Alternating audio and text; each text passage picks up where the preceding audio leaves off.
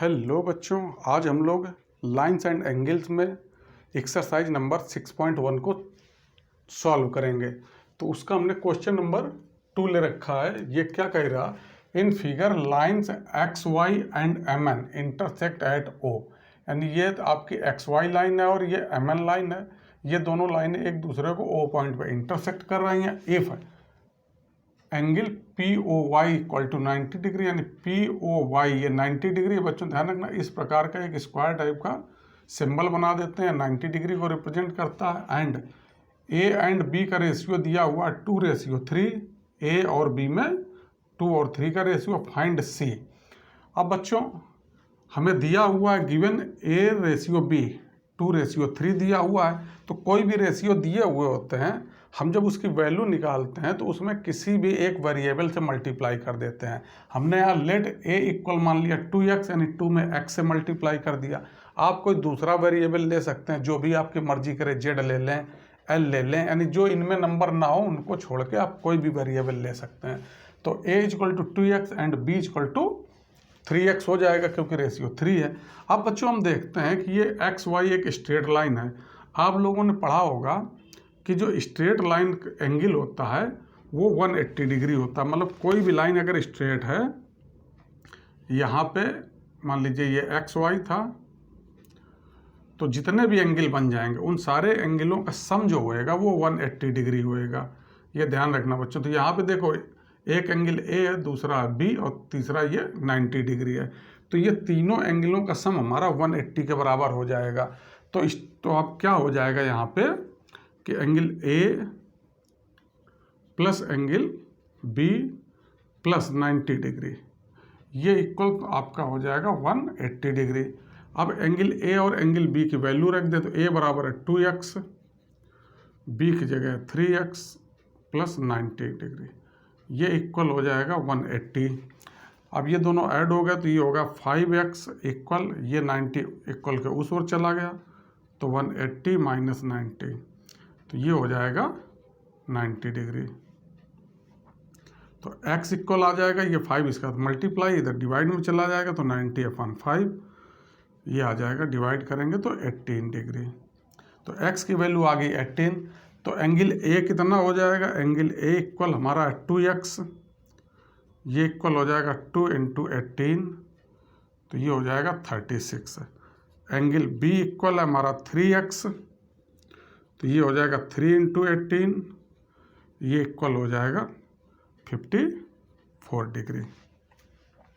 अब बच्चों हमसे पूछा गया है फाइंड एंगल सी, मतलब ये वाला एंगल हमें निकालना है।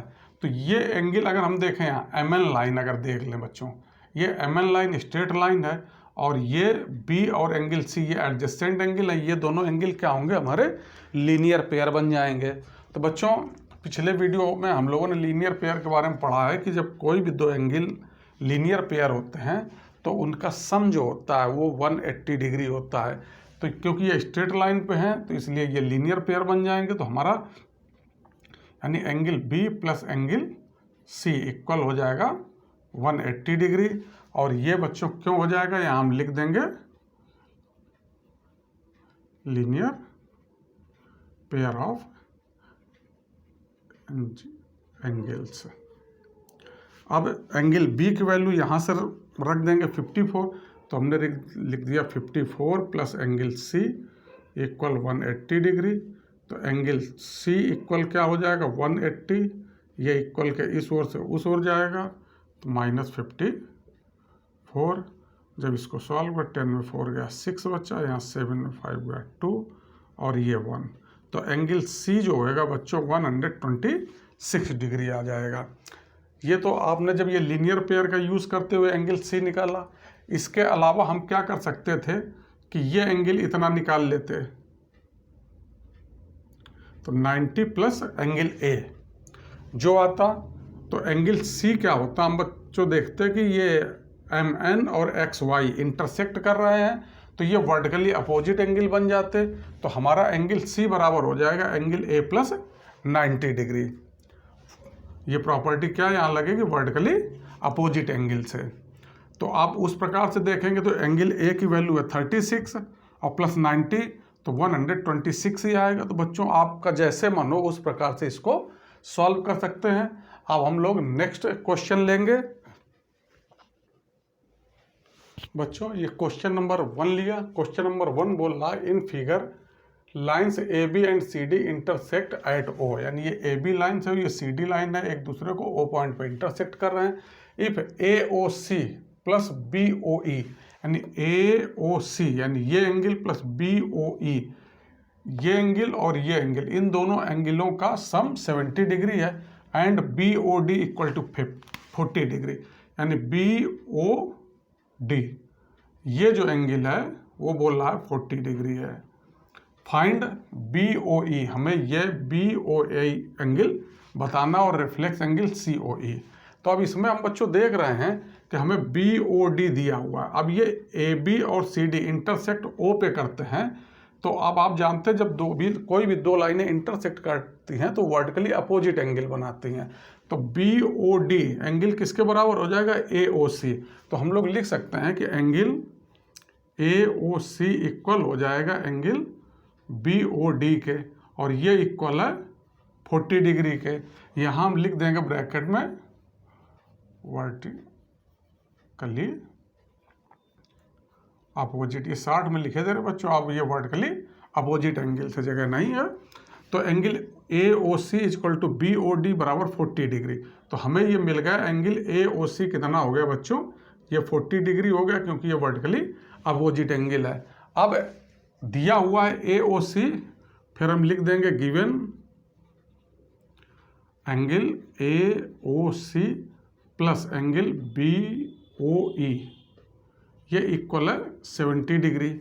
अब ए ओ सी हमने अब ये निकाला 40 डिग्री, तो यहाँ रख देंगे ए ओ सी की जगह 40 degree plus angle B O E equal हो जाएगा 70 डिग्री।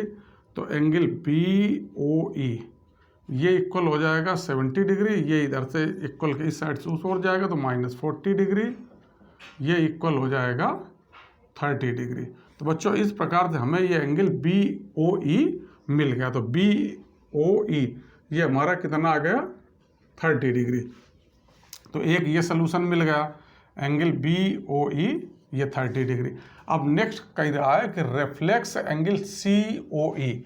रिफ्लेक्स एंगल सी ओ ई, इसका रिफ्लेक्स का मतलब हमें अब ये पूरा एंगल यहाँ से यहाँ तक ये बताना है कि कितना हुआ। तो रिफ्लेक्स एंगल सी ओ ई ये कितने के इक्वल हो जाएगा? यहाँ लिख दें रिफ्लेक्स एंगल सी ओ ई ये इक्वल हो जाएगा, एक तो एंगल ए ओ सी के, angle A O C plus angle A O D के, ए ओ डी, यहाँ एंगल का सिंबल लगा देंगे, plus angle D O B, angle D O B के plus angle B O E, angle B O E. तो ये reflex angle C ओ ई, इन सारे एंगलों का सम कर दें तो रिफ्लेक्स एंगल सी ओ ई आ जाएगा। अब बच्चों हम देखते हैं ए ओ सी प्लस ए ओ डी, यानी A O C plus A O D ये स्ट्रेट लाइन एंगल है। स्ट्रेट लाइन एंगल क्या होता है बच्चों? आप लोग जानते होंगे, कोई भी अगर स्ट्रेट लाइन हो उस पर एंगल जो होता है वो 180 डिग्री होता है, तो इसकी जगह हम 180 रख सकते हैं। अब बी ये डी ओ बी हमारा लिखा हुआ प्लस 40 डिग्री, और बी ओ ई अभी हम सॉल्व करके निकाल चुके हैं प्लस 30 डिग्री। अब इसको बच्चों जब हम ऐड करेंगे तो हमारा आ जाएगा 180 प्लस 40 220 प्लस 30 250, तो 250 डिग्री आ जाएगा रिफ्लेक्स एंगल सी ओ ई। यही हमारा पूछा गया सी ओ ई, तो ये हम निकाल देंगे रिफ्लेक्स एंगल। अब रिफ्लेक्स एंगल सी ओ ई, एक तो ये तरीका है, दूसरे तरीके से हम क्या करें सी ओ ई को निकाल लें। जब सी ओ ई निकल आएगा, ये देखिए 40 डिग्री या 30 डिग्री स्ट्रेट लाइन पे एंगल जो होता है वो 180 होता है। तो 180 में अगर ये प्लस ये सब्ट्रैक्ट कर दें यानी 70 डिग्री, तो ये हमारा एंगल आ जाएगा 110।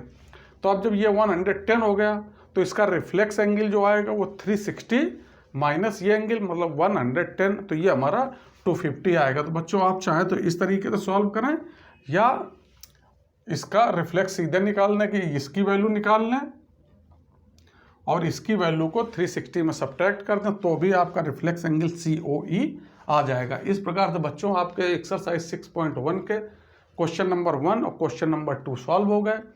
अगले क्वेश्चन हम नेक्स्ट वीडियो में सॉल्व करके आपको पहुंचाएंगे।